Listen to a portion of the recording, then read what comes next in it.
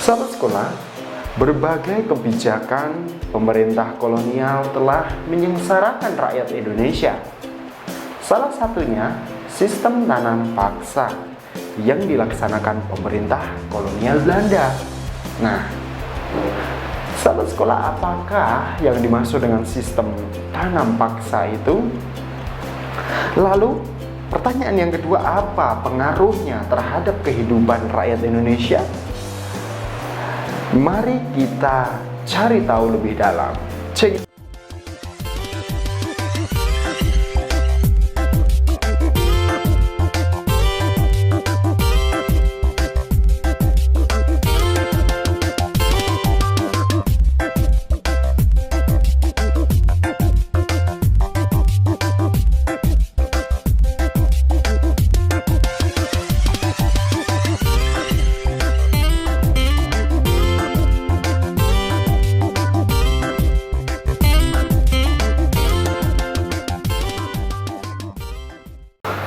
Halo sahabat sekolah, salam semangat luar biasa. Berjumpa lagi dengan saya Kak Dimas di channel sekolah, channel belajar online. So, bagi kalian-kalian yang saat ini sedang mencari materi pelajaran, tips trik, soal-soal, motivasi, dan inspirasi, kalian wajib subscribe channel ini. Dan jangan lupa kalian juga harus tekan tombol lonceng agar kalian selalu mendapatkan notifikasi dari setiap video yang diproduksi dan diupload oleh channel sekolah. Oke sahabat sekolah, hari ini di new session ini Kak Dimas akan sharing dan kita akan belajar bersama di kelas edukasi, yaitu materi pelajaran kelas 5 SD tema 7 subtema 1 tentang peristiwa kebangsaan masa penjajahan pada pembelajaran ketiga. Nah, yaitu tentang materi sistem tanam paksa. Oke, check it out.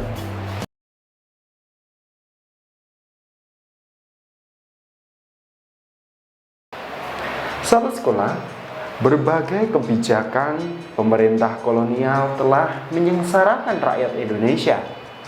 Salah satunya sistem tanam paksa yang dilaksanakan pemerintah kolonial Belanda. Nah, sahabat sekolah, apakah yang dimaksud dengan sistem tanam paksa itu? Lalu, pertanyaan yang kedua, apa pengaruhnya terhadap kehidupan rakyat Indonesia? Mari kita cari tahu lebih dalam. Check it out. Sahabat sekolah, di pembelajaran ketiga ini kita akan belajar tentang sistem tanam paksa pemerintah kolonial Belanda. Pada masa kepemimpinan Johannes van den Bosch, Belanda memperkenalkan sistem tanam paksa. Sistem tanam paksa pertama kali diperkenalkan di Jawa dan dikembangkan di daerah-daerah lain di luar Jawa. Di Sumatera Barat, sistem tanam paksa dimulai sejak tahun 1847. Saat itu, penduduk yang telah lama menanam kopi secara bebas dipaksa menanam kopi untuk diserahkan kepada pemerintah kolonial. Sistem yang hampir sama juga dilaksanakan di tempat lain seperti Minahasa, Lampung, dan Palembang. Kopi merupakan tanaman utama di Sumatera Barat dan Minahasa. Adapun lada merupakan tanaman utama di Lampung dan Palembang. Di Minahasa, kebijakan yang sama kemudian juga berlaku pada tanaman kelapa.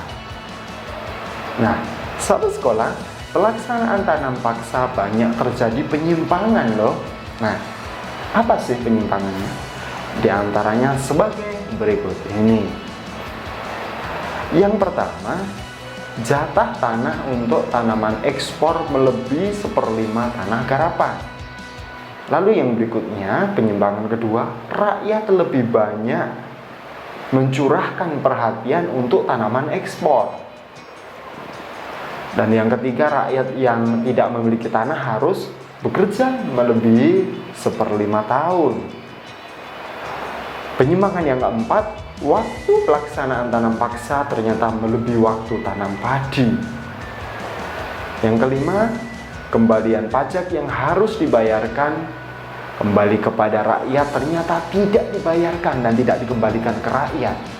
Dan yang keenam atau terakhir, kegagalan panen tanam wajib menjadi tanggung jawab rakyat petani. Ngeri sekali ya, ini tanam paksa sungguh kejam sekali penjajah. Nah, sahabat sekolah, adanya penyimpangan-penyimpangan pelaksanaan tanam paksa membawa akibat yang berat rakyat Indonesia. Akibat penyimpangan pelaksanaan tanam paksa tersebut antara lain yaitu banyak tanah terbengkalai sehingga panen gagal. Rakyat makin menderita, wabah penyakit merajalela, bahaya kelaparan melanda Cirebon dan memaksa rakyat mengungsi ke daerah lain untuk menyelamatkan diri.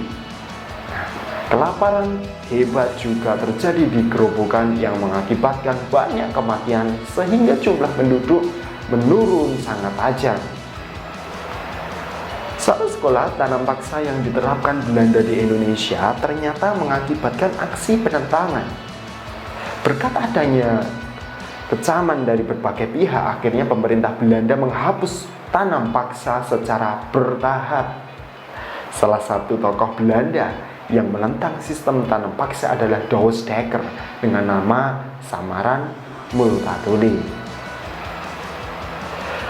Dia menentang tanam paksa dengan mengarang buku berjudul Max Havelaar.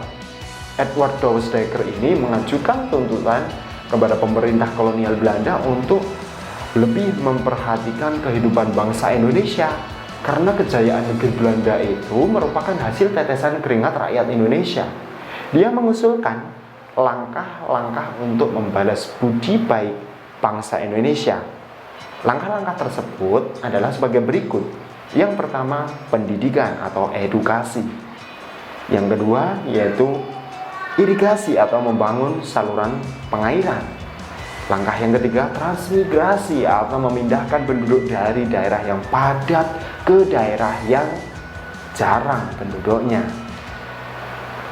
Sahabat sekolah, setelah Malaka dapat dikuasai oleh Portugis pada tahun 1511, terjadilah persaingan dagang antara pedagang-pedagang Portugis dan pedagang di Nusantara.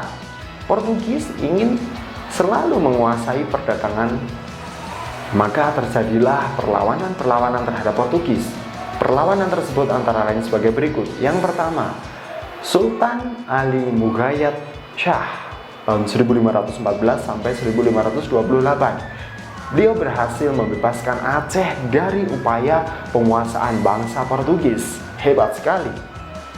Kemudian yang kedua yaitu Sultan Alauddin Riayat Shah tahun 1537 sampai 1568. Beliau ini berani menentang dan mengusir Portugis dari bersekutu dengan Johor. Dan yang ketiga yaitu Sultan Iskandar Muda tahun 1607 dan 1636. Oke sahabat sekolah, nah kita akan mengenal Iskandar Muda. Iskandar Muda ini adalah raja kerajaan Aceh yang terkenal sangat gigih melawan Portugis. Ya, Iskandar Muda namanya. Pada tahun 1615 dan 1629, Iskandar Muda melakukan serangan terhadap Portugis di Malaka.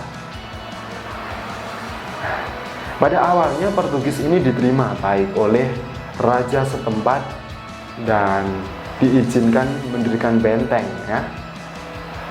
Nah, sahabat sekolah, berikut ini kita akan mempelajari peristiwa yaitu Portugis ketika di Ternate dan Tidore. Pada awalnya, Portugis diterima dengan baik oleh raja setempat dan diizinkan mendirikan benteng. Namun, lama-kelamaan rakyat Ternate mengadakan perlawanan karena Portugis serakah, ikut campur dalam pemerintahan, membenci agama rakyat Ternate dan bersikap sewenang-wenang. Rakyat Ternate dipimpin oleh Sultan Hairun bersatu dengan Tidore melawan Portugis, sehingga Portugis terdesak. Nah, pada waktu terdesak, Portugis mendatangkan bantuan dari Malaka dipimpin oleh Antoni Galvo, sehingga Portugis mampu bertahan di Maluku. Nah, Sahabat sekolah, pada tahun 1565 rakyat Ternate bangkit kembali di bawah pimpinan Sultan Hairun. Portugis berusaha menangkap Sultan Hairun, tetapi rakyat bangkit untuk melawan Portugis.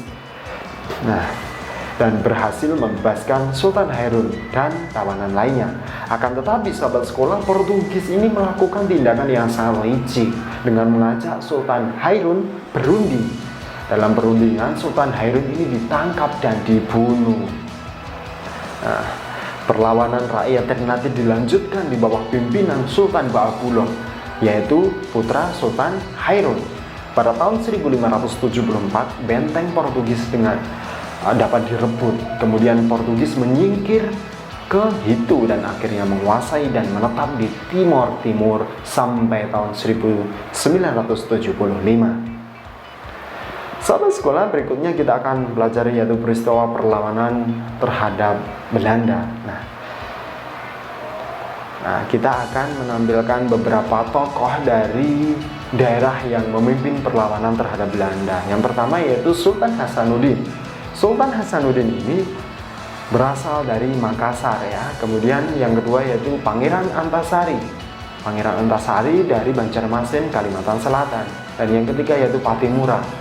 Patimura ini dari Maluku. Berikutnya Sisingamangaraja.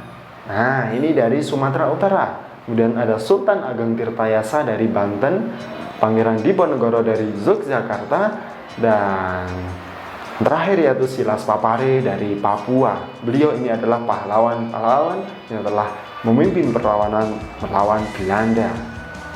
Sahabat sekolah, perlawanan terhadap para penjajah di berbagai daerah banyak mengalami kegagalan. Salah satu sebabnya adalah perlawanan yang dilakukan masih bersifat kedaerahan dan secara sendiri-sendiri. Dengan demikian, perlawanan itu tidak akan kuat dan mudah diadu domba oleh penjajah. Negara kita sangat luas wilayahnya dan beragam pula sosial budayanya. Seandainya setiap daerah, suku, dan golongan bersatu padu melawan penjajah, niscaya penjajah dapat kita usir sejak dahulu kala. Sahabat sekolah, tahukah kamu keragaman sosial budaya di Indonesia? Budaya merupakan segala sesuatu yang dihasilkan oleh akal budi manusia. Adapun wujudnya, yaitu yang pertama gagasan atau ide, misalnya kepercayaan. Yang kedua tindakan, misalnya upacara adat dan seni pertunjukan. Serta yang ketiga itu benda, misalnya pakaian adat dan senjata tradisional. Sahabat sekolah, selain sebagai identitas, kebudayaan juga sebagai kepribadian suatu bangsa. Negara kita mengembangkan kebudayaan daerah dan dalam rangka memperkaya kebudayaan nasional. Hubungan antara keduanya ini sangat erat karena kebudayaan nasional bersumber dari kebudayaan daerah. Kebudayaan nasional lahir sebagai hasil usaha, akal budi atau pikiran seluruh bangsa Indonesia yang terdiri atas beragam ras dan suku. Lalu yang berikutnya itu faktor penyebab keragaman bangsa Indonesia. Kenapa bangsa Indonesia bisa beragam? Indonesia ini merupakan negara kesatuan yang masyarakatnya majemuk. Bangsa Indonesia terdiri atas beberapa suku bangsa yang menyebar dari Sabang, yaitu ujung Sumatera Utara, dan sampai Merauke. Merauke ini di ujung Papua. Ada 3 faktor setidaknya. Faktor yang pertama yaitu faktor keturunan, lalu ada faktor yang kedua perbedaan kondisi geografis, dan faktor yang ketiga yaitu pengaruh budaya luar. Sahabat sekolah, kemudian kita akan pelajari faktor keturunan. Ras di Indonesia ini berdasarkan ciri fisiknya, masyarakat Indonesia dapat dibedakan menjadi 4 kelompok ras sebagai berikut. Yang pertama, kelompok ras Papua Melanezoid. Ini terdapat di Papua, Pulau Aru, dan Pulau Kai. Yang kedua, kelompok ras Negroid. Antara lain yaitu Arang Semang di Semenanjung Malaka, kemudian Arang Mikasi di Kepulauan Andaman. Dan yang ketiga, kelompok ras Bedoid. Ini antara lain orang Sakai di Selak Riau, orang Kubu di Sumatera Selatan dan Jambi, orang Taruna di Pulau Muna, orang Enggono di Pulau Enggono, dan orang Mentawai di Kepulauan Mentawai. Lalu yang kelompok ras keempat yaitu kelompok ras Melayu Mongoloid yang dibedakan menjadi dua golongan. Golongan pertama yaitu ras Proto Melayu. Ini Melayu tua, antara lain ada suku Botak, suku Toraja, dan suku Dayak. Kemudian yang berikutnya kelompok kedua ini yaitu masyarakat Indonesia ini juga terdiri atas kelompok warga keturunan Cina atau ras Mongoloid dan warga keturunan Arab, Pakistan, India gitu. Nah, sahabat sekolah, berikutnya kita akan belajar tentang suku di Indonesia. Suku di Indonesia ya, masyarakat Indonesia yang majemuk terdiri atas beberapa suku bangsa, etnis. Nah, tiap-tiap bangsa ini memiliki bahasa dan adat serta budaya yang berbeda-beda. Di suatu daerah mungkin terdapat beberapa suku. Sebagai contoh, di Sumatera terdapat suku Aceh, suku Melayu, dan suku Batak. Di Pulau Jawa terdapat suku Betawi, suku Sunda, suku Osing, dan suku Jawa. Bagaimana di daerahmu? Suku apa sajakah yang ada? Kamu bisa sebutkan di kolom komentar. Sahabat sekolah, akhirnya kita sampai di penghujung video pembelajaran kita. Tugasmu yang pertama yaitu seperti yang berikut ini. Silahkan kamu kerjakan, kamu kumpulkan ke guru. Tugas yang kedua, jawablah soal di bawah ini dengan benar. Soalnya masih berkaitan erat dengan materi yang Kak Dimas share dan sampaikan di menit-menit awal sampai akhir.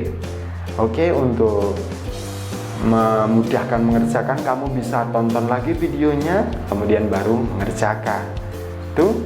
Nah, sahabat sekolah, akhirnya selesai sudah video pembelajaran kita hari ini. Semoga video ini bermanfaat bagi kamu dan bagi teman-temanmu jika kamu share video ini ke teman-temanmu. Dan semoga kamu sukses. Saya Kak Dimas, salam semangat luar biasa. Terima kasih.